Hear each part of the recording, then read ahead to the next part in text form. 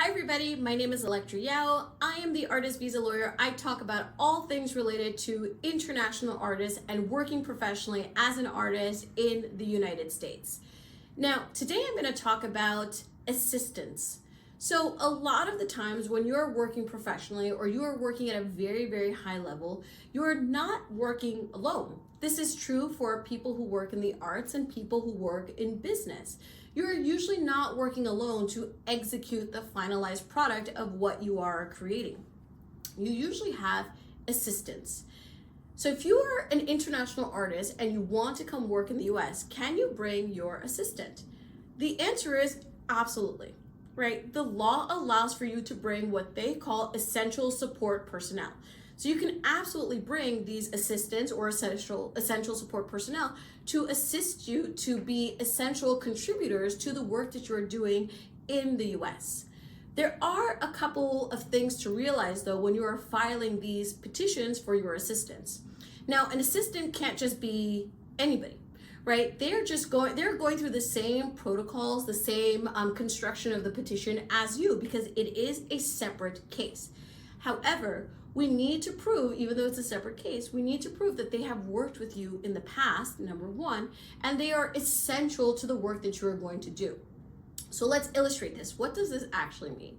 So let's say you're an actor and you are coming to perform in a show, right? You're coming to perform in a theater production. Well, you might need, for example, a makeup artist. You might need a costume designer if you're working in a very particular, like a time period piece. These people, these essential support personnel, if they have previously worked with you in the past, and if they will be essential to your work as an actor in this show, then yes, you can absolutely bring them.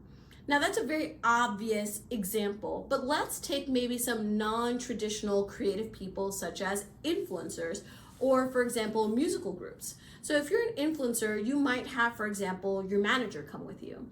You might have, for example, your agent come with you. You might have, for example, your PR specialist or your communications team come with you.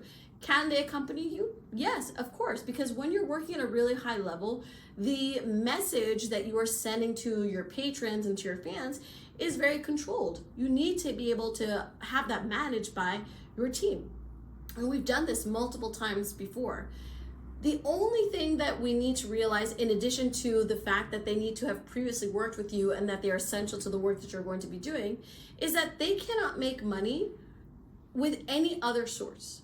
So if you're bringing your publicist with you and your publicist represents you but represents another person that's currently on his or her O-1 in the States, that publicist cannot engage in work for that other client.